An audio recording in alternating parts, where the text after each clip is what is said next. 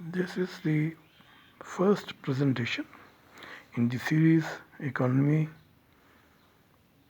Power and Energy of Pakistan. In this presentation, I want to present to you power system expansion planning in Pakistan, in fact, the lack of it. Ever since the 1994 power policy was announced, we have not followed rigorous economic-based power system expansion planning in Pakistan. This has resulted in several mistakes being made. Just to illustrate these mistakes, I will go back to the 5-year period of PMLN from 1913 to 1918. At the very onset, in fact even before that, PMLN gave a power policy. This was a part of their election manifesto, part of their campaign, part of their promise to the nation, and that in itself was a mistake. In any case, as soon as they came to power, they started working on this.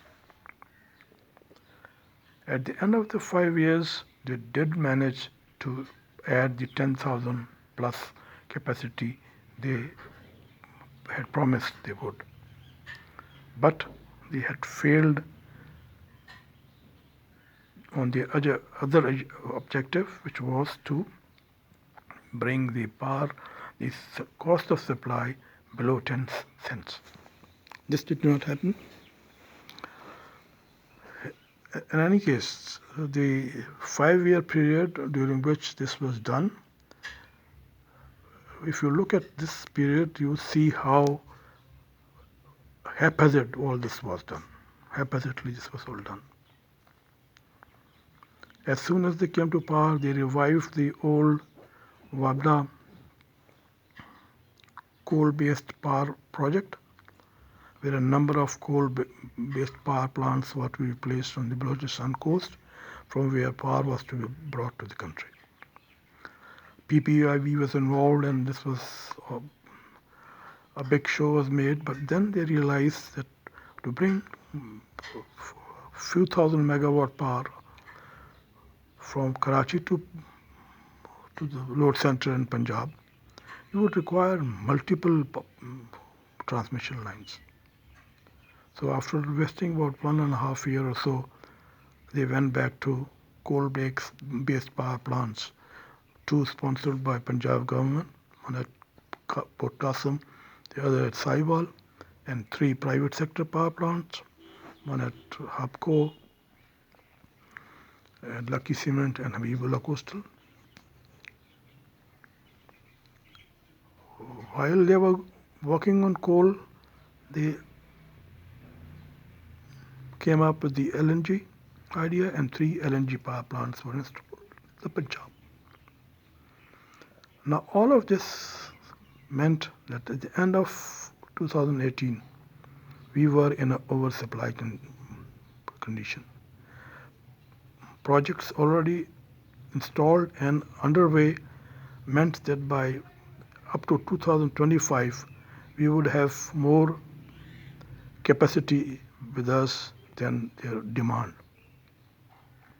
This has or had serious financial implications, because all this capacity which was added in the private or public sector had to be paid for in the fixed costs had to be paid, and all of this had macroeconomic implications. The other failure of the PMLN effort was that hydropower capacity added or to be added was,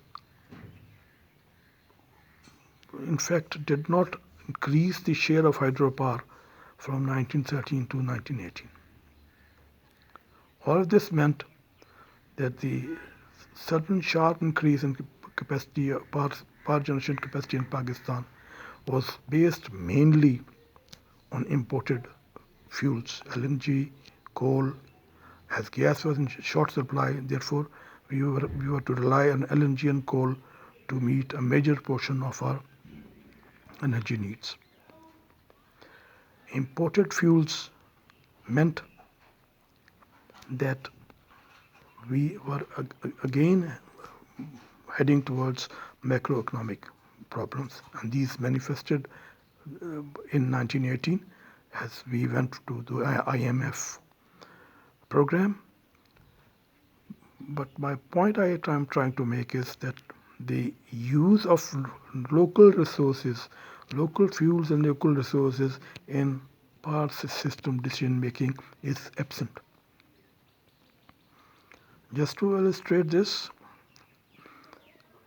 a long time back, a researcher in the Ministry of Water and Power came up with this paper, which, among other things, presented the fact that HUBCO, a plant in close to Karachi at Hub, imported steel bars for the plant from abroad at significantly higher prices. This was done because HUBCO was cost plus, so for them optimization of cost was not a factor, but MS bars were available locally. There was no incentive, and there still is no incentive for local manufacture of capital goods for the power sector. We also, long time back, we suddenly opened up the economy, liberalized the economy. This was done in more like a shock.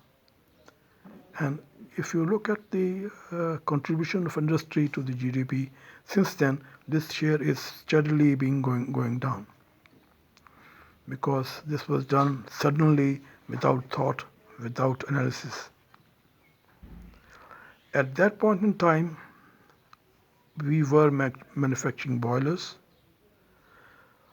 Pakistan Atomic Energy Commission had developed capability with the steam side of generation. But after the liberalization, all of this activity is died down. We regressed. So, coming to even more modern times, for example, the wind plants require pylons. These pylons are manufactured abroad, carried on a ship at very high freight, carried inland at very high freight and brought to site. These can very easily have been manufactured by a simple plant in Garo, close to the the wind corridor, but there was no incentive given for this to be done. Even in solar power plants, some portion of the solar plant can be manufactured locally.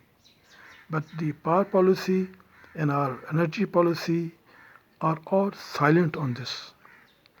We have given no incentive for a manufacturer to use local facilities and local materials.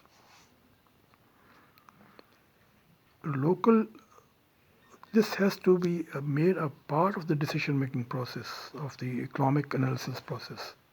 The use of local resources, fuels and materials in power system expansion planning should be made an integral part of the system expansion plans. Now, I will digress a little bit here and go to energy planning. Like the power system planning, which is ad hoc and haphazard, the energy planning presents a similar figure. The power sector is a subset of the energy sector. If you want to look at the energy policy of Pakistan, you will need to look at a number of documents: the power policy, PPIB. You will need LNG, LPG policy. You will need to look at the renewable energy policy, you will look at exploration policy. We don't have a single document which presents energy plan of Pakistan. This is spread over a number of documents, and the decision making is also made in these small segments. And this is a huge mistake. Any intervention in the power sector, in the energy sector, cannot be looked at as a small slice. It has to be looked at the impact this intervention will have on the whole system. Isolated, small segment, ad hoc planning will always result in mistakes. Just to illustrate this point, sometimes back in I think 1980, the government decided not to use furnace oil for power generation because there was overcapacity. What happened was this resulted in refineries being shut down. This is another issue, but the fact is that these refineries depended on the furnace oil production for their existence. Product pipeline had to pay penalties because we were not using it. So you cannot take these decisions in isolation. Has to be taken as you have to look at the whole when you take a decision such like this. This overcapacity situation, which has resulted from the 5 years PMLN effort, has also made other issues. For example, you have a dispatch issue. In economic dispatch, you dispatch the cheapest plant, the first and then subsequent higher rated plants are dispatched. This is based on the variable cost comparisons. Therefore, hydro, wind, solar are must run because they have very little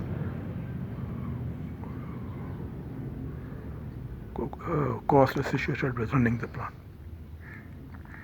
But because of the way the plan have been set and the system has added capacity is in such a manner that you have to run some furnace oil capacity, otherwise you have this impact on refineries and pipelines. You have to run LNG because otherwise you have a ship which brings a load and you have no market for it. You have to run coal because you have limited storage capacity, and if you do not use it, you have problems with ships which are standing at the port. So with nuclear, LNG, coal all being must run,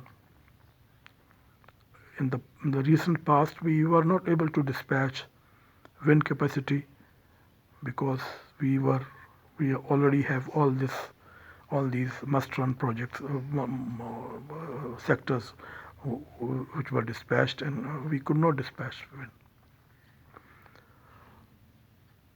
The other issue here I would like to bring out is that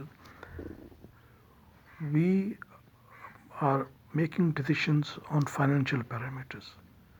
NEPRA's working is all based on cents and dollars, but it is not. The economic analysis is not a part of their decision making process. This is a huge mistake. Very recently, there was a NEPRA requirement that NTDC should carry out least cost system expansion plannings every 2 years. Sometimes back, CPPA was spun out of NTDC and made a separate entity, and this activity also was assigned to CPPA. The CPPA then have prepared a plan, but this is based on financial fuel prices, on financial capacity costs, So this exercise, this document which they have produced has little value. We should revert back to even the PC2 or PC1 system. We, although it requires a feasibility study, but the decision making is made on financial parameters. This is a huge mistake which we have to go away from this.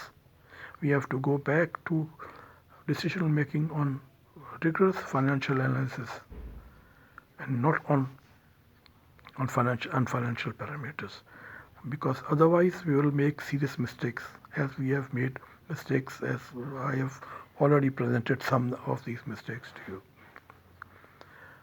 My whole submission here is that we need to revert back to least cost system expansion plannings based on financial parameters and go away from ad hoc, haphazard